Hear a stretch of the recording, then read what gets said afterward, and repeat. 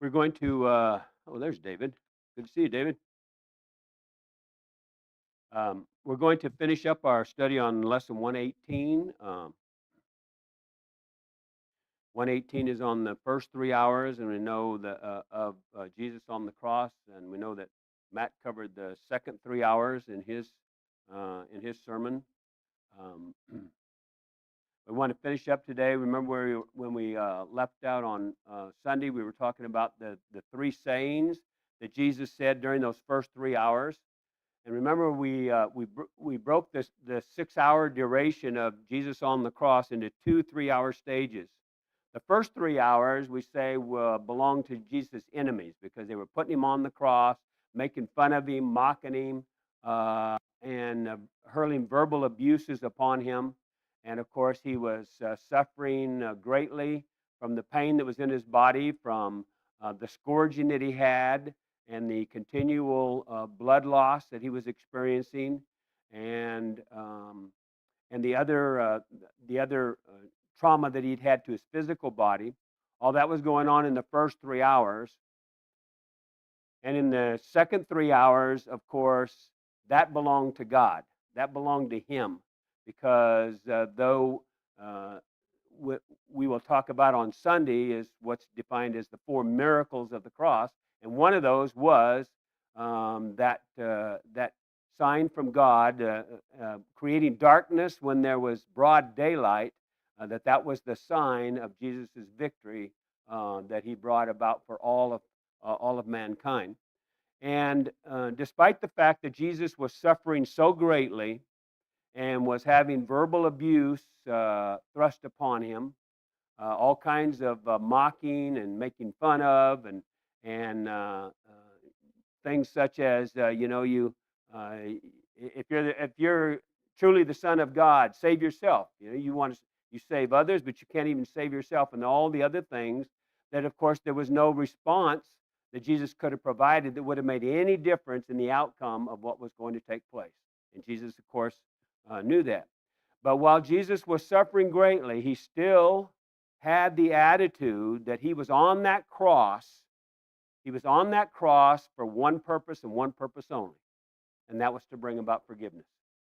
Because had he not endured all those things that took place on the cross, there would be none of us that would have anything working for our benefit, so to speak, in terms of forgiveness for our sins. And even though he was suffering greatly, he still had the attitude of forgiveness clearly on his mind.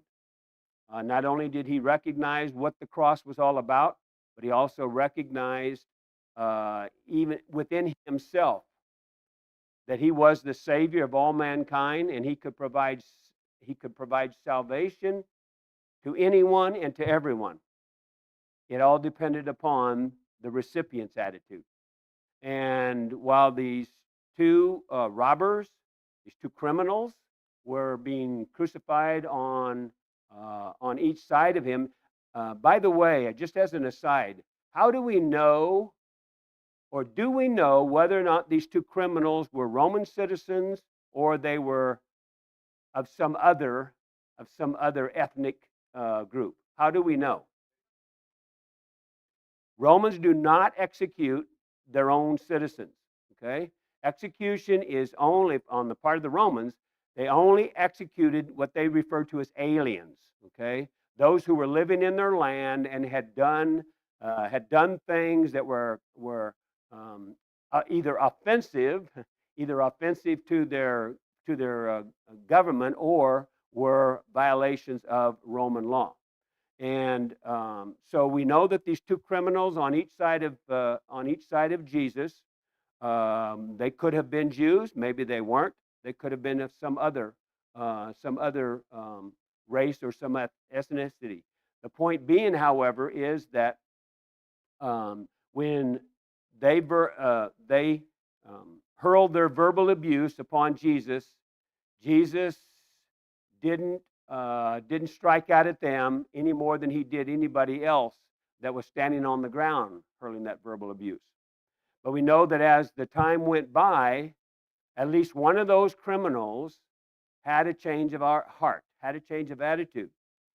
And you can speculate about why he had the change of heart, but it's very likely that he reached the point at which, since Jesus was not verbally striking out at anyone else, that he recognized that there could only be one possibility as to why Jesus was hanging on that cross and was not, hurling vindictiveness toward those that were crucifying him, and that was that he truly was the Messiah that the Jews, and so perhaps that leads us to believe that perhaps he was a Jew, because he would recognize that the Messiah is exactly who the Jews were looking for, and so he stated very clearly to the other criminal who kept verbally abusing him that it was time for him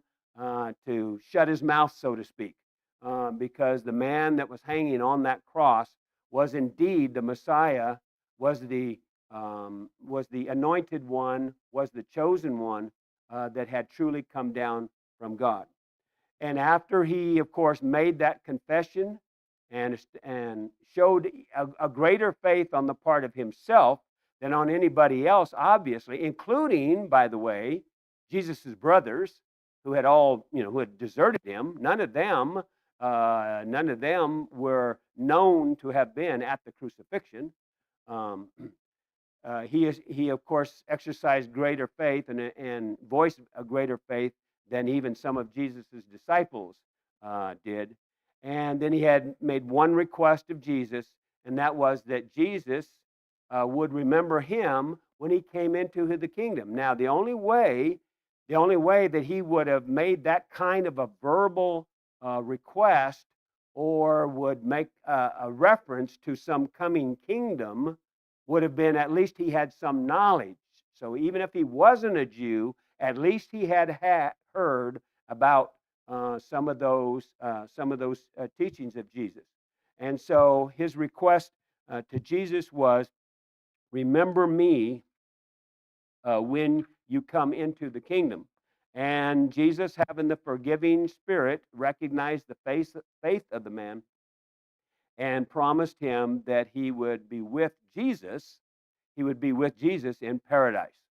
Now, how do we know that paradise was not with the Father in heaven? Because remember, we'll learn when we study the resurrection and Jesus' second appearing to his disciples, that he said had not gone to his Father yet.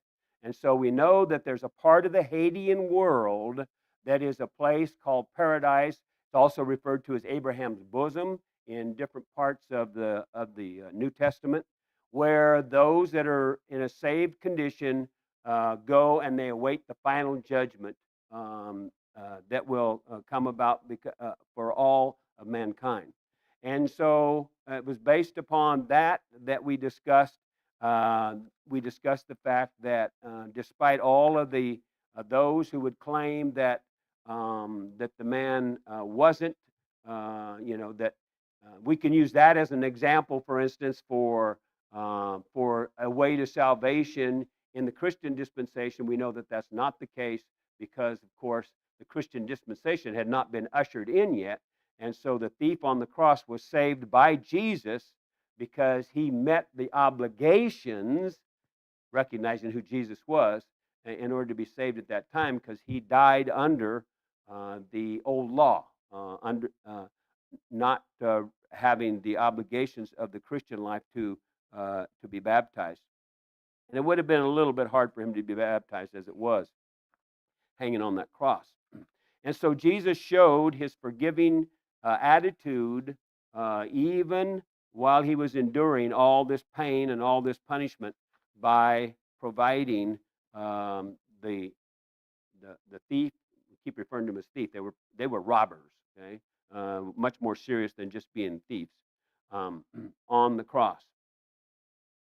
And then there was a third saying that Jesus said during those first 3 hours, and that occurs in John the 19th chapter, verses 26 and 27, when Jesus, looking at those that were standing at the foot of the cross here on the hill, There, depending upon which version you read, there were at least probably 4 women that were there, and one of those was obviously Mary, the one who gave birth to, and listen, she gave birth to Jesus the man.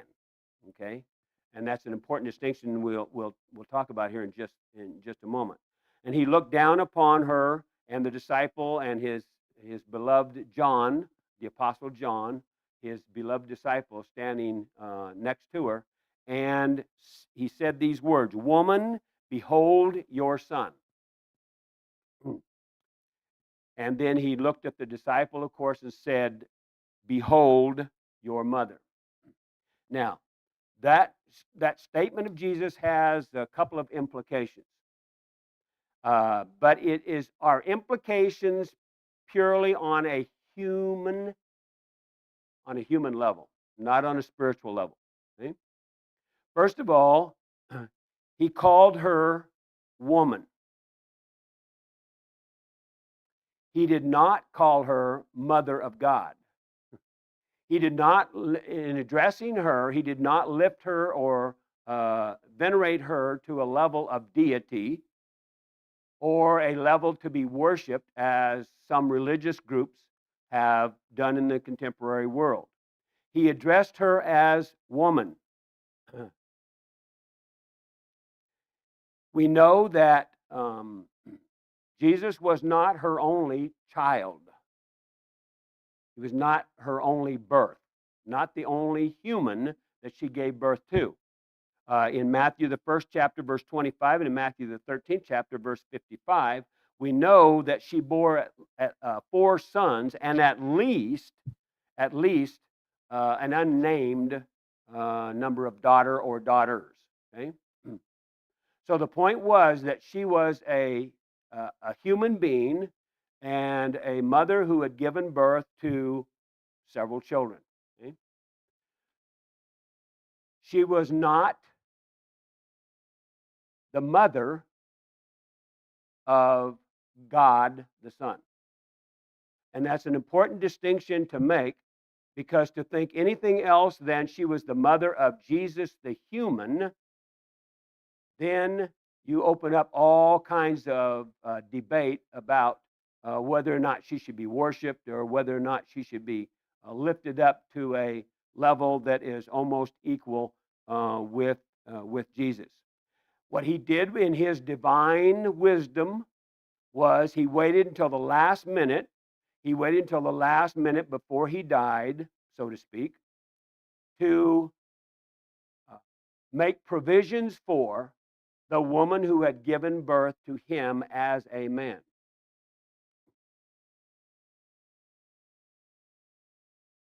Why did Jesus look at the disciple and basically tell the disciple that, "I expect you now to care for Mary, my mother"?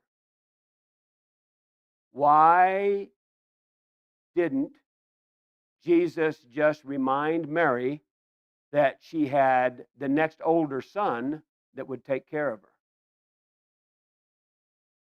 Exactly. Remember that none of Jesus' brothers were believers at this time. They didn't become believers until after he was resurrected. All right? So, Jesus, being the wise person, the wise human that he is, did as some did. If you read Old Testament, scriptures, you will recognize that in some cases, the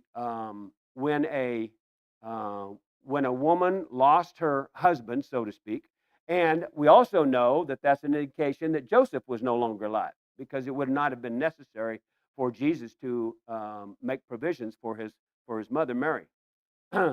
um, you will see that in the Old Testament times, there were some cases where the mother was provided to an uncle or a brother or someone other than the next oldest child, because either she didn't have a next older son, or the next older son was, for some reason, not not the right person for to assume care for her. And so we know that from that time, then of course, John, the apostle John, took her into his household as he should have.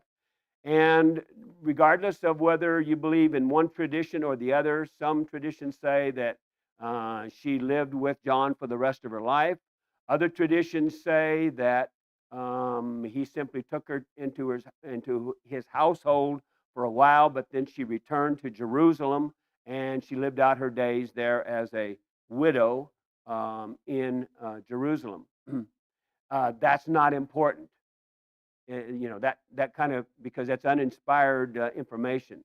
What is important is that Jesus, being the human with being the man who was um,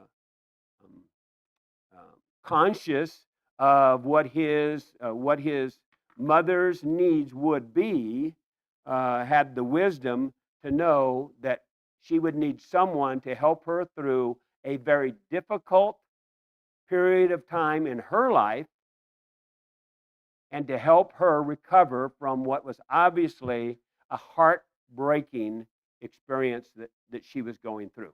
And that was Jesus' reason for providing for her care. Okay? Any questions or any comments about those three sayings that Jesus had across in the first 3 hours? Okay, good. So now in the remaining 10 minutes or so of what we have, let's talk a little bit about the four peoples, I should say, the four groups of people that were there at the crucifixion. Some of what we have touched on already in our general discussion, but let's fill in some gaps as it were. The soldiers, eh? John the 19th chapter, verses 23 and 24. What do we know about the soldiers? Well, we know that a centurion was in charge of them. There were four of them. A centurion was in charge of them. And what was their primary purpose? What were they guarding, for instance? Well, Jesus and who else? They were, well, Jesus, who else was hanging on crosses? It was the guard's responsibility to make sure that nobody messed with all three of those beings that were hanging on the cross, and so that was their responsibility. So, just as they divided Jesus' garments, they would have also have done that with the thieves' garments too. That was, so. But then they came across this special garment that Jesus had, and it is, according to the Greek word that's used, Jesus' tunic it's always the garment that is worn next to the skin. Okay? It ended up being a one piece. Most of them were more than one piece. Okay? But this was described as a seamless one piece garment, which they knew was of greater value, of great value. So they kind of pondered as to what they should do with it. They could divide up all the other pieces, his coat and other things. But what do we do with this tunic? So they decided to do what about it? Gamble it, see who would win the tunic. Okay. There's something remarkable about that undergarment that has a spiritual significance. What was the special spiritual significance about the fact that Jesus was wearing a one-piece tunic? Any ideas? That's right. Okay, very good. Leviticus, the 16th chapter, verse 4. Chief priests in general, but chief priests especially, wore a one-piece tunic. That affirms for us that Jesus was what? The high priest. Okay? And so it was fitting that Jesus' garment, his tunic, would have only been one piece. Okay? Now, of course, the guards by casting lots over Jesus' garment. Remember, they unknowingly or unwillingly, however you want to look at it, of course, fulfilled the prophecy in Psalm 22:18, where the psalmist said that they would cast lots over his. They would divide their garments and cast lots over his garments. So, what else do we know about them? Nothing, because nothing else is important about them. Just that particular incident, of course, was fulfillment of prophecy, and it was done exactly as the psalmist had described it in Psalm the 22nd uh, 22nd Psalm. Now, the crowds, all the crowds that were there, all the accounts say that there were crowds that were standing there looking on. There were also some passing by. What was going on where there would have been people coming in and out of the city and would be passing by this particular place? Right. We got the festivities and the feast going on. So there would be people that would be coming and going. And so we know that both groups, either those that were just standing there, whether they were close by or far off, or those that were just passing by, were included in the crowds that were there. And according to all the gospel accounts, you can read all four. All of them were equally as guilty about verbally abusing what was going on with Jesus at the time, including the soldiers, the scribes, the Pharisees, the elders, and the crowds,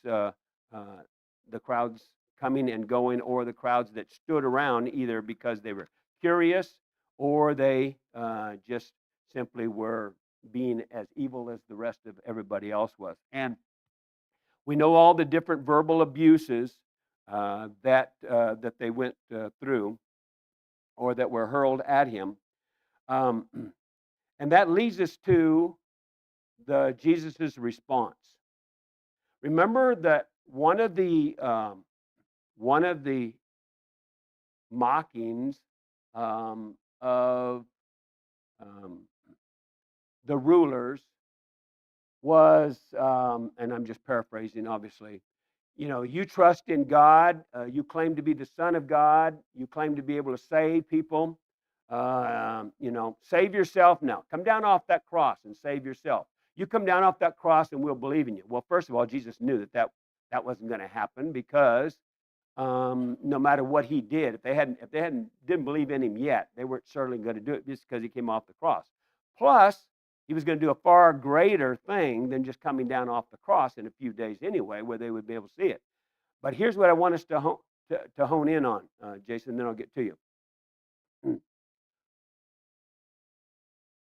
Why did Jesus, or let's put it this way, even if he wanted to, why would Jesus not come down off that cross? Why would Jesus not come down off this cross? I know you know, Jason. Yeah. Why? That's the question to all of you. Why would Jesus not come down off of that cross under any circumstance? More beyond just fulfilling some promise. Keep going, keep going. Where would we all be if he had come down off that cross? Jesus knew that if he saved himself, he was no way he was going to save mankind. So in order to save mankind, he couldn't save himself, even if he'd have wanted to. And so it was. That was probably the most, insulting, mockery that folks could have hurled upon him. Okay, because where would mankind be if Jesus had decided to come off that cross? I'm tired of this suffering and everything. I'm just going to wipe my back clean. I'm going to, miraculously heal all my wounds. I'm coming down off this cross because I've had enough. Okay, that's right. There would be no way for mankind to be saved. Now, is that what you're going to bring up, Jason?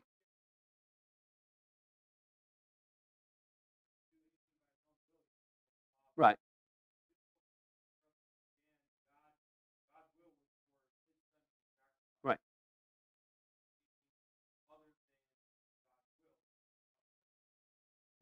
Right. But even if it was not God's will, why would he not come down off of that cross? Because he would not be able to save mankind by saving himself. Okay, and that's really, really important because while he did the Father's will as a human man, okay, he also knew that if he came down off that cross as a human being, there would be no sacrifice for all of mankind. Okay. And then we talked earlier about Jesus forgiving the man on the cross. Um, and while Jesus could forgive the man on the cross, why did he not forgive all of those that were crucifying him? When were they forgiven? When were they forgiven? When? Specifically, when? Huh?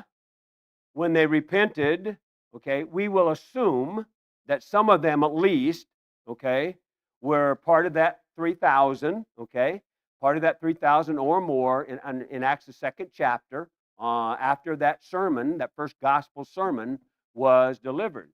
Since they did not die before, before that sermon was delivered, then they became subjects to or under the obligations of the new Christian dispensation which Jesus ushered in. Okay, and let's see. And then, of course, the other two groups, of course, were the thief on the cross, or the thieves, the robbers on the cross, and the women of the cross. And we don't want to try to make a lot about the differences in the listings. For instance, John's list included Mary, Jesus' mother, and then Mary's sister, without naming her, Mary, the wife of Clopas, and Mary Magdalene. Matthew and Mark's list had Mary, and then named Salome, or Salome. They pronounce it either way. Salome, the wife of Zebedee, and Mary, the mother of James and Joseph, and Mary Magdalene. Now, what then can we perhaps assume, okay, about who Salome was? What's that? That was Mary's sister, okay? And since she was the wife of Zebedee, okay, then who are Jesus' cousins? James and John, okay? So, it's not anything that is salvation determining, but it's just some of the interesting facts. And some people have tried to make a big deal out of the fact that, there's different lists provided, whatever. Well, we know that there are slight differences in some of the gospel accounts about other things too. Whether or not there was two sermons on the mount or things like that. But the point is that all the gospels identified four women standing there. Okay, and so by determining that, then we can determine who Mary's sister was, and that would be Salome, who was also that would have made James and John Jesus's cousins. Okay, and let's see, and of course Jesus having compassion on his and then we also know, according to John the 19th chapter, verse 27, of course Jesus or John taking Mary to his household. We do know that she was not there at the scene, at the closing scene, when Jesus actually passed, because she was not named or was not noticed as being part of the final scene. And then in Luke 23, verse 49, we're also told that all of Jesus' acquaintances, all of his acquaintances, and the women who had followed him from Galilee stood at a distance observing these things. Um, you know, why standing at a distance? Why standing at a distance? Yeah, they didn't want. Have you ever heard of the expression guilt by association? Okay. They didn't want to be standing there among, there was nothing they could do about what was happening. Nothing they could do about what was happening. And they certainly did not want to be counted as part of those who were involved in what was the most despicable crime of all time in all the history of mankind. No greater crime has ever taken place than the crucifixion of Jesus. Okay? Any before we get to question, any final thoughts or questions or clarification? Okay, then let's take a look real quick, like at the questions in the last 2 or 3 minutes that we have here. The 2 3-hour periods can be divided in a total of 6 hours. Can be divided in what way? Okay, first 3 hours of light, second 3 hours of darkness.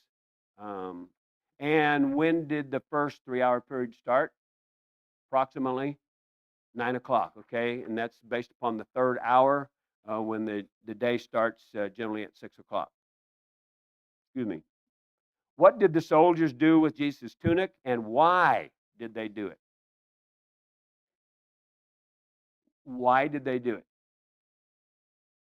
Yeah, that's right. It had they knew it had great value, and so they did not want to see it have the same treated the same way in which the other pieces did. What did most of those who were in the crowd do as they watched Jesus die? That's on another line. What did most of them do? That's right, hurled verbal abuse upon him. Okay.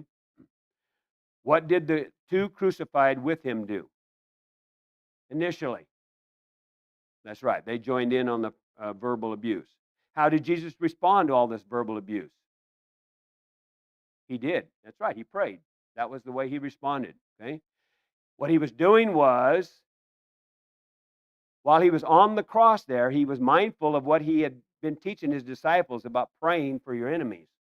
And so by his praying on the cross, he was teaching his disciples, even through all the pain and the agony that he was going through, of what you are to do when you are under persecution or you are under attack, so to speak, by your enemies.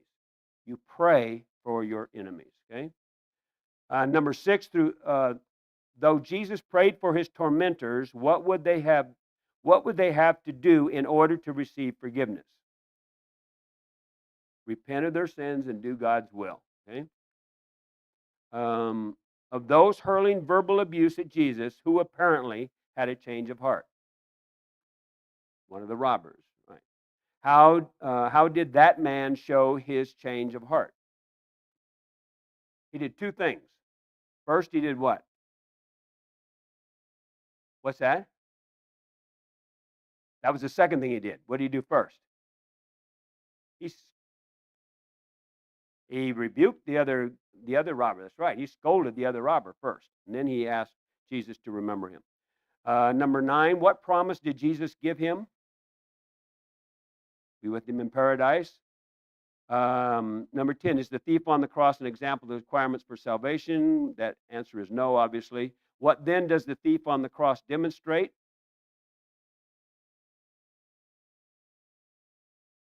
Demonstrates 2 things: faith in Christ and what? How we are to speak up for Jesus. All right? How we are to speak up for Jesus. To whom did Jesus commit his mother's care? John the apostle, John the beloved disciple. What is one possible reason Jesus would not have entrusted his mother to his brothers? Talk about that. At this time, okay, they were not believers. Number 14, if the thief's salvation is to serve as any kind of example today, of what is he an example? How an erring Christian can receive forgiveness, okay? Not an alien, okay? Not a non-Christian, but how an erring Christian can find forgiveness, okay? And then number 15, whether or not the thief was baptized is unimportant for what 3 reasons? We talk about that he was saved before the old law became extinct, saved before Christ gave the Great Commission, saved before the gospel was preached. In fact, there was no commandment to be baptized. I mean, you could list about 4 or 5 reasons. Okay. Any final questions or thoughts? Okay, remember on Sunday, I think it's lesson 120. Anyway, it's the miracles of the cross. We'll take up that study on Sunday. Thank you very much for your